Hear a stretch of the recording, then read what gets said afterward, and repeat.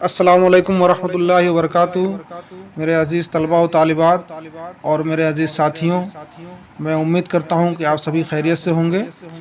आज मैं आपके सामने एक नहायत ही अहम मौजू के साथ हाजिर हुआ हूँ।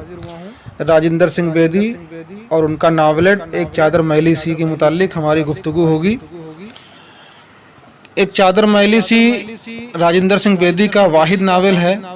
ये नावल 1960 में लाहौर से निकलने वाले मशहूर अदबी रिसाले नुकूश में 2 किस्तों में शाये हुआ और बाद में किताबी सूरत में मकतबा जामिया नई दिल्ली से 1962 में शाये हुआ। इस नावल में पर हिंदुस्तान में एक चादर मैली सी और पाकिस्तान में मुट्ठी भर चावल के नाम से फिल्में भी बनी। रानो, तिलोका, मंगल, जातरन और चौधरी मेहरबान दास इस नावल के अहम किरदार हैं, लेकिन नावल का मरकज़ी किरदार रानो है। नावल एक चादर मैली सी में पंजाब की देहाती ज़िंदगी के पस मंज़र में लिखा गया है। पंजाब और सिख मुआशरे की ये रस्म है कि औरत के सर पर चादर डालने से मर्द उसका शौहर बन जाता है। नावल एक चादर मैली सी 11 हिस्सों में मुनक़सिम है और एक चादर मैली सी की रानो एक मजबूर और मक़हूर लड़की थी, जिसे उसके माँ बाप ने अपने इफलास से तंग आकर रोटी कपड़े के एवज़ तिलोका के हाथों बेच डाला। तिलोका के कत्ल के बाद उसे अपने देवर मंगल से शादी करनी पड़ती है। शराब से वो सख्त नफरत करती थी। आखिर उसे ही बरोए कार लाकर मंगल को जीतना पड़ता है और वो एक मुती फरमाबरदार शौहर बन जाता है।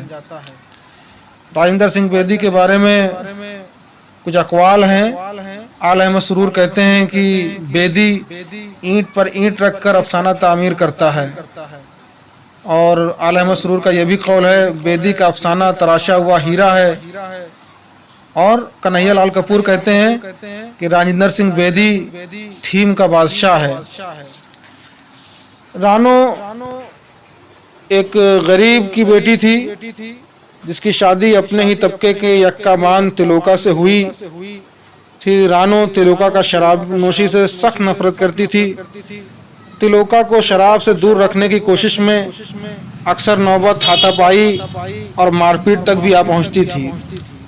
रानो हमेशा घर छोड़ने, मेहनत मजदूरी करके पेट पालने और भीख मांगकर ज़िंदगी बसर करने की खोखली धमकियां देती, जो कि कोयटे के सभी औरतें अमूमन अपने शौहरों से मार खाने के बाद दिया करती थीं।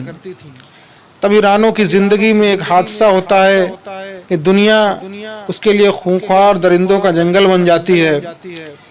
तिलोका यक्का चलाता है और चौधरी मेहरबान दास के लिए बैला फुसला कर औरतें लाता है।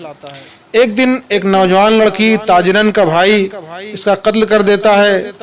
तिलोका की लाश देखकर रानो होशो हवास खो बैठती है और इस हादसे को समझ पाने से बड़ी देर तक कासिर रहती है, मगर मोहल्ले और समाज वाले उसे एहसास दिला देते हैं कि उसका सरपरस्त और उसकी रोजी कमाने वाला शौहर इस दुनिया से कूच कर गया, जहां से कोई वापस आने वाला नहीं है।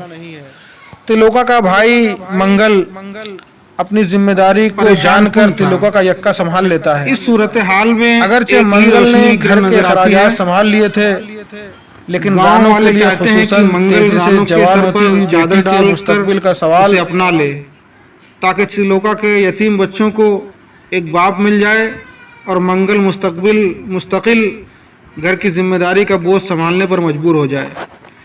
लेकिन देवर से जिनसी रिश्ता कायम करना रानो के लिए आसान न था, क्योंकि उसने आज तक मंगल को बेटे की नज़र से देखा था, अपनी आँखों से जवान होते हुए देखा था। मंगल भी उसे माँ की तरह समझता था, लेकिन मुआशी और इक़्तिसादी दबाव आखिरकार रानो को ये जहर पीने पर मजबूर कर ही देता है और रानो के इनकार में इकरार की गुंजाइश पैदा हो जाती है।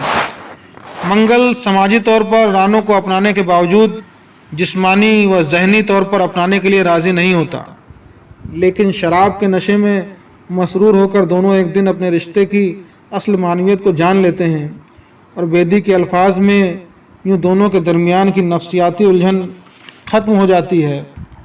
जिनसी तौर पर अपने नए रिश्ते को मुस्तहकम करने के बाद रानो मंगल की कमाई की हिस्सेदार है और मालिका बन जाती है। यूँ मंगल को मुकम्मल तौर पर अपने कब्ज़े में कर लेती है। रानो, तिलोका, मंगल, जातरन ये सारे इस नावल के किरदार हैं। और चंदा रानो की सास है, चन्नू रानो की सहेली है और मोहसिन इब्तदा में मोहसिन लाहौरी के नाम से लिखते थे बेदी। और दाना और दाम इनका पहला अफसाना है। मैं समझता हूँ कि हमारी गुफ्तगू निहायत ही कारामद साबित होगी। बहुत बहुत शुक्रिया।